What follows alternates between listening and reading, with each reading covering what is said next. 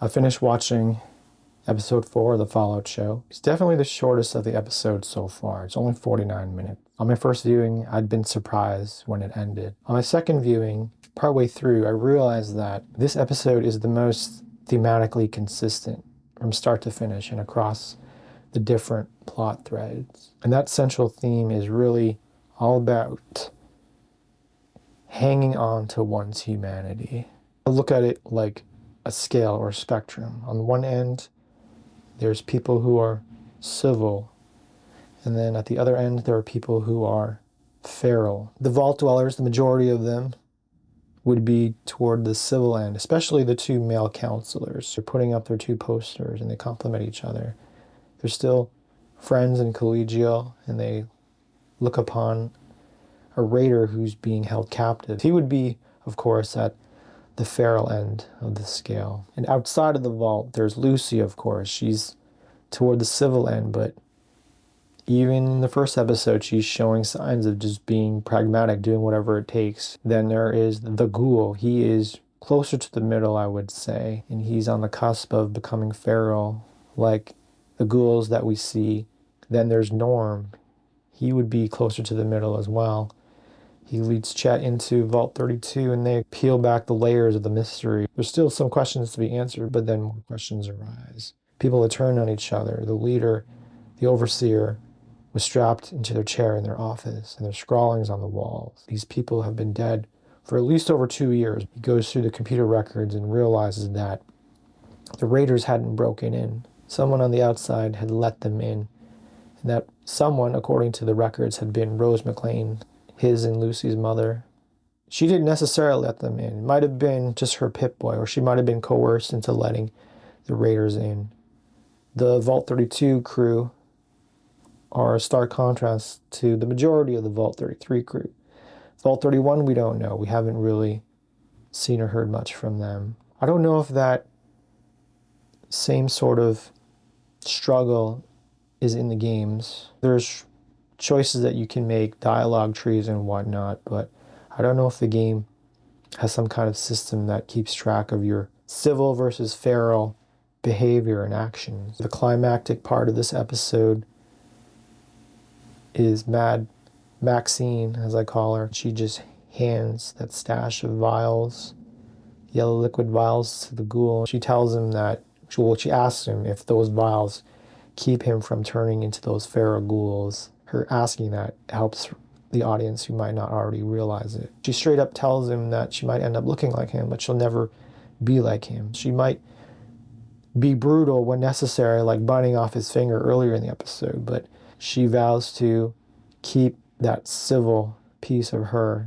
Whether or not she actually does is an interesting thing. Circumstances might come up and she might have to do something totally outrageous. I would say this episode is the culmination, the coming out of some things that are implied in prior episodes. For example, the importance of that yellow liquid.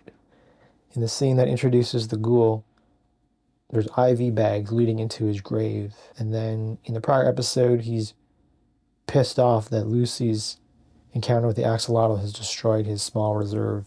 Now, I thought that liquid had kept him alive, but it's really just to keep his sanity, his sentience. This episode also shows those floating robots up close. The prologue in the first episode shows a brief glimpse, and so does the prior episode during the flashback. This episode shows them in more prominent role. And the notion of Lucy maybe not abandoning her principles, but adapting them. That's touched upon in the second episode. Wilzig telling her to be at peace with whatever she's become. One of the main story questions of this show: can Lucy hang on to her humanity, hang on to her values and principles? It's easy to mock the Vault Dwellers for being naive and optimistic, but that sense of meritocracy and civility has helped them survive and coexist with their other Vault Dwellers. But now they're up on the surface and things are desperate.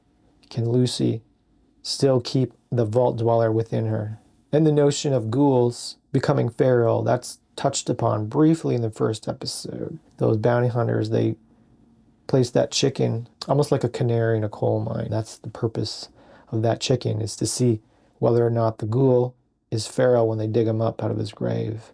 To be honest, while Lucy was going through that supermarket and one of the ghouls kept saying that she was Marcia, I thought maybe that might have been her mother. I now realize upon my second viewing that their mother's name is Rose, so it couldn't be her. A secondary theme of this episode would be legacy, heritage. The ghoul reacts when he hears Lucy tell her full name.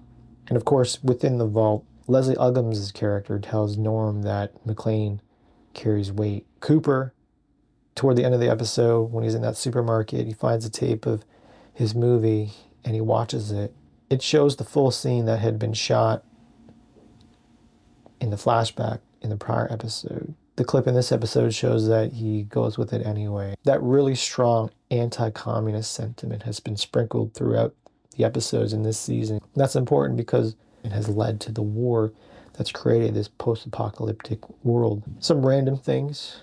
I've noticed it before in his first appearance, but Woody, that actor, had been a few episodes of Succession. And one of the slackers in the supermarket, he'd been on a few episodes of Stranger Things. Another interesting thing, when they walk by that medical center, the cross is not red, it's green. Anything with a red cross, unless it's like a historical depiction, it has to be green because the Red Cross will take objection to that portrayal of its signature color scheme. Even the Metal Gear Solid games, the Master Collection that's been recently released, an item, diazepam, that comes in this box. In the original game, it's either a red cross or a red field with a white cross in it. But now in this updated version, it's green. Introducing Maximus would have definitely dragged it down. I don't see how he would have fit into that central theme. There's some elements of humor. That robot just straight up tells Lucy that she's going to be harvested for organ. And of course, the sort of sex scene early in the episode. I'm sensing at this point the rest of the season will be more action-oriented.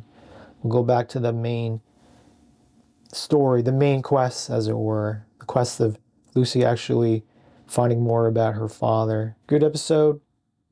It's brisk, consistent thematically, but it's pretty obvious that it's like a middle season episode. So for what it is, it's good.